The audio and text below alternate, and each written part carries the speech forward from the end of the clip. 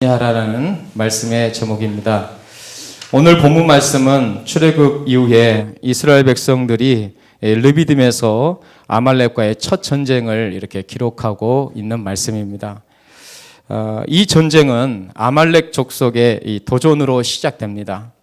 본문 8절 말씀 보시면 그때의 아말렉이 와서 이스라엘과 르비딤에서 싸우니라 이렇게 기록합니다. 그때는 어느 때인가요?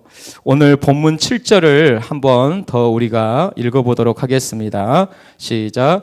그가 그곳 이름을 마사 또는 무리바라 불렀으니 이는 이스라엘 자손이 다투었음이요 또는 그들이 여호와를 시험하여 이르기를 여호와께서 우리 중에 계신가 안 계신가 하였음이더라.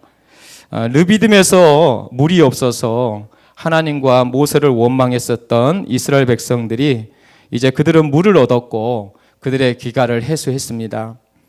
또 다툼과 의심의 시기를 지나서 안정감을 느꼈을 때입니다. 이때 아말렉 족속이 쳐들어온 것이죠. 지금까지 광야에서 이스라엘 백성들은 먹는 것, 마시는 것 때문에 걱정을 했습니다. 그때마다 하나님은 만나와 메추라기로 배불리 먹이셨고 또 이 장소, 르비딤이라는 이곳에서 물이 없어서 원망했을 때도 풍성한 물로 먹이셨습니다. 그런데 지금은 그런 배고픔과 그런 식수원의 그런 전쟁이 아닙니다. 바로 아말렉 족속과의 전쟁입니다. 아말렉 족속은 어떤 민족입니까? 본래 아말렉은 이스라엘의 조상인 야곱과 갈등 관계에 있었던 에서의 후예들입니다. 아말렉 부족의 조상은 아말렉인데 그는 에서의 손자였습니다. 에돔 사람들로부터 갈라져 나와서 시나이 반도에서 유목 생활을 했던 민족이 아말렉 족속입니다. 가장 가까운 형제와 같은 족속이 바로 이스라엘 민족의 구원의 그 걸음을 방해하는 첫 방해자가 된 것이죠. 이들이 이스라엘을 공격하게 된 이유가 무엇입니까? 이스라엘 백성들이 홍해를 건넜고 이제 르비딤에 이르게 되자 자신들의 영토에 대한 소유권을 빼앗기지 않을까 라는 그 두려움이 그들에게 있었던 것입니다. 그래서 기습적으로 이렇게 공격을 한 것이죠. 또한 유목 생활을 하는 데 있어서 물이 참 귀하잖아요. 물을 얻었다라는 그 소식 또한 또 공격의 하나의 또 그 이유가 됐을 것입니다. 중요한 사실은 이스라엘 백성들에게 아말렉 족속과의 싸움은 참으로 중요한 의미를 지니고 있어요. 신명기 25장 17절과 18절을 말씀 보면 이 족속에 대해 이렇게 설명합니다. 너희는 애굽에서 나오는 길에 아말렉이 내게 행한 일을 기억하라. 곧 그들이 너를 길에서 만나 내가 피곤할 때에 내 뒤에 떨어진 약한 자들을 쳤고 하나님을 두려워하지 아니하였다. 이렇게 말씀합니다. 아말렉 족속의 그 내면 안에는요, 하나님을 두려워하지 않는 그런 불순종의 영이 흐르고 있는 족속이 아말렉 족속입니다. 특별히 이스라엘 족속의 약한 부분을 공략한 민족이 아말렉 족속이에요. 피곤하고 지쳐 있을 때 이스라엘 민족을, 특별히 연약한 자들을 그들은 공격했습니다. 그래서 사울 시대도 다윗 시대도 이들에 대한 완전한 진멸을 하나님이 명령하신 거예요. 특별히 에스더와 모르드게를 공경에 빠뜨렸던 아각 사람 하만이 바로 아말렉 사람입니다.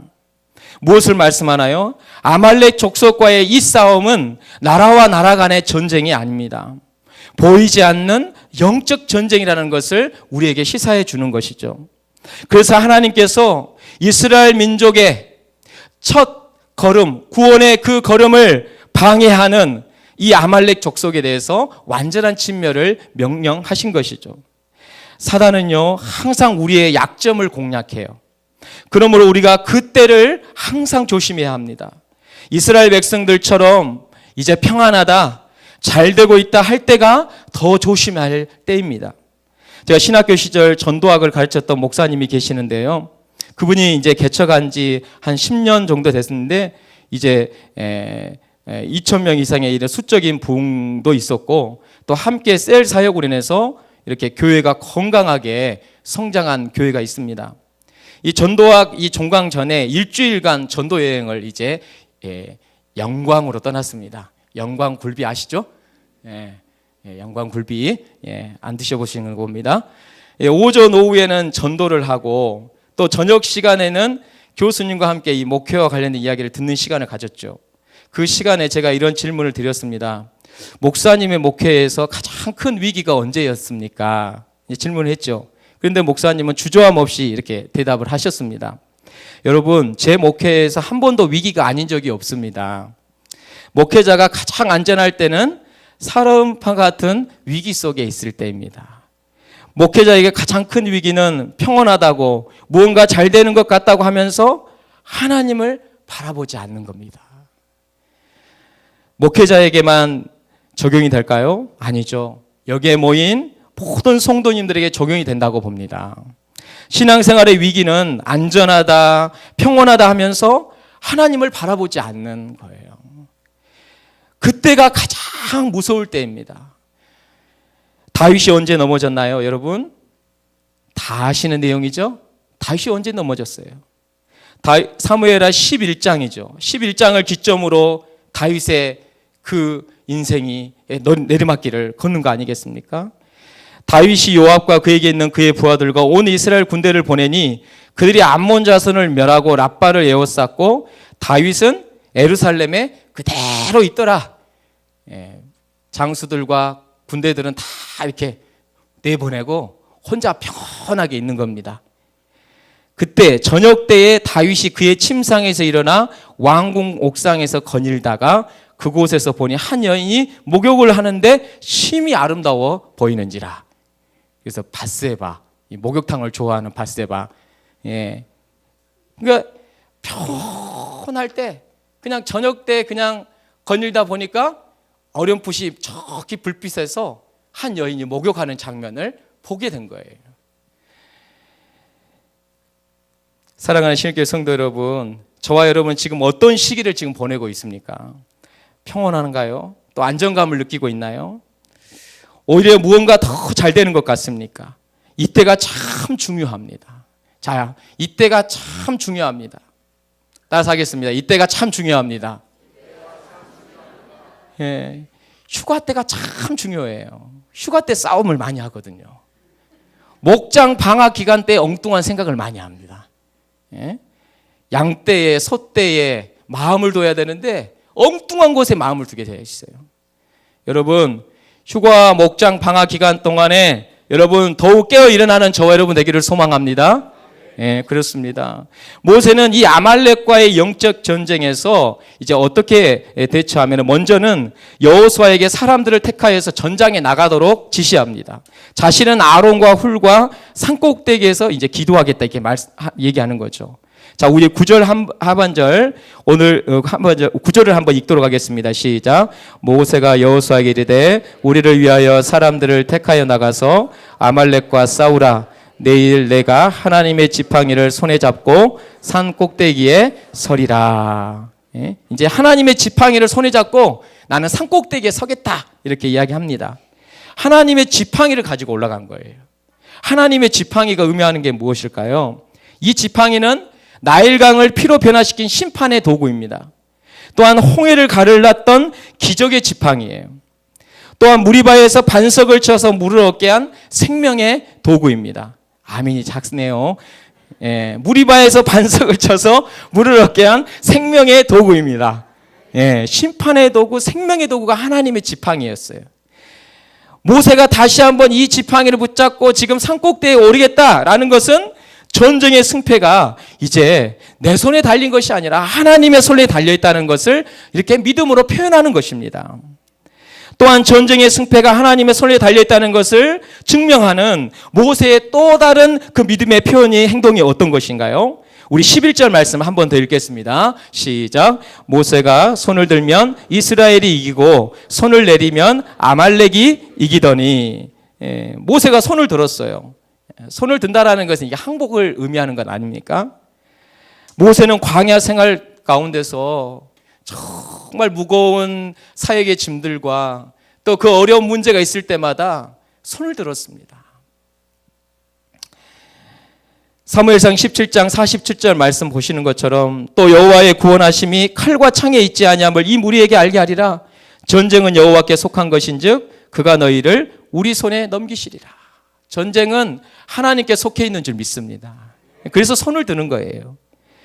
저는 오늘 말씀을 생각하면서 이 작은 지팡이를 가지고 가고 보잘것없는 지팡이, 그 다음에 뭐예요? 뭐를 얘기했습니까? 손을 드는 거. 너무나 보잘것없습니다.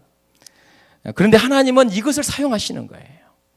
시편 8편 2절 말씀 보시면은요, 주의 대적으로 말미암아 어린아이들과 젖먹이들의 입으로 권능을 세우시며 이는 원수들과 보복자들을 잠잠하게 하려 하심이니라.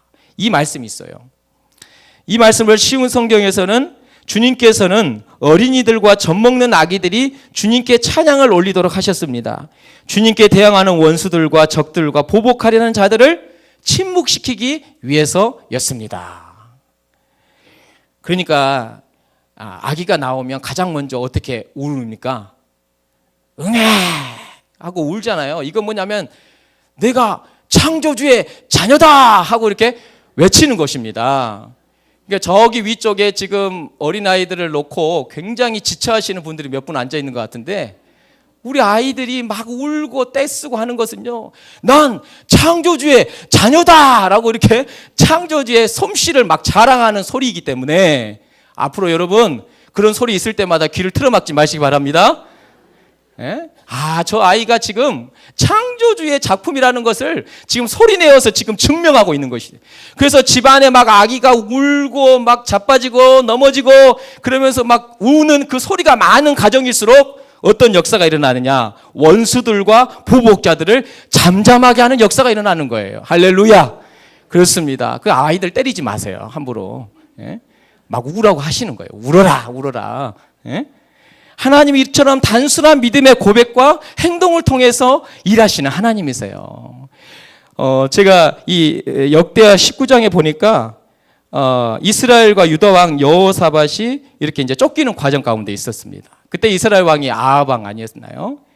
그런데 그 아람의 이 사람들이 와가지고 죽이려고 했을 때 역대하 18장 31절에 보니까 병거의 지휘관들이 여호사밧을 보고 이르되 이가 이스라엘 왕이라 하고 돌아서서 그와 싸우려 한즉 여호사밧이 소리를 지르매 여호와께서 그를 도우시며 하나님이 그들을 감동시키시사 그를 떠나가게 하신지라. 이 여호사밧 왕이 그냥 뭐만 한 거예요?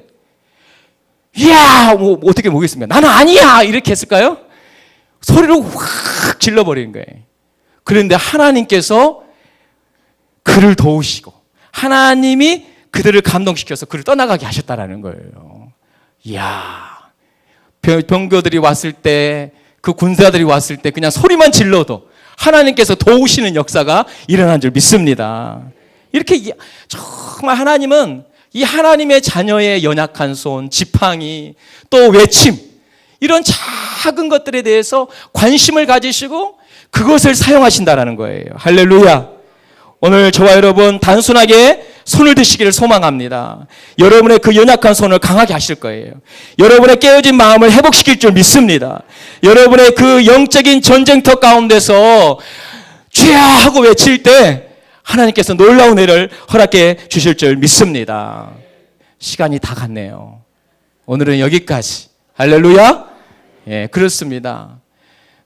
제가 저번 주에 선교회 여행을 갔다 와가지고 저번 주죠. 예, 우리 한동 목사님께서 그날 이렇게 설교를 했는데 굉장히 예수님 이야기를 참 많이 했었던 것 같아요. 그래서 제가 오직 예수 오직 예수 따라서 하겠습니다. 오직 예수 주님 오직 예수 오직 예수 오직 예수 주님. 할렐루야. 제가 이 오랜만에 신학교 때만 불렀었던 이 찬양을 부르는데 그 설교학 교수님이 오직 예수 이걸 10분 동안 불러요. 그 10분 동안 한 10분 딱 그 시간 되면은요 학생들이 콩동마 같은 눈물을 툭툭툭툭 떨치는 거예요. 저와 여러분 이런 영적인 전쟁터 가운데 우리가 중요한 종교인 수련회를 앞두고 있고 또 금식하는 가운데 있습니다. 그러니까 이번 한 주간 저의 어떤 이렇게 사역을 좀 뒤돌아보니까 아주 싸움이 많아요. 저와 여러분에게도 그런 동일한 싸움들이 있었을 것입니다. 그런데 오늘 저와 여러분이 오직 예수, 할렐루야, 그 이름만 불러도 모든 어둠의 권세가 떠나갈 줄 믿습니다. 우리를 승리케 하실 줄 믿습니다. 기도하겠습니다. 저와 여러분이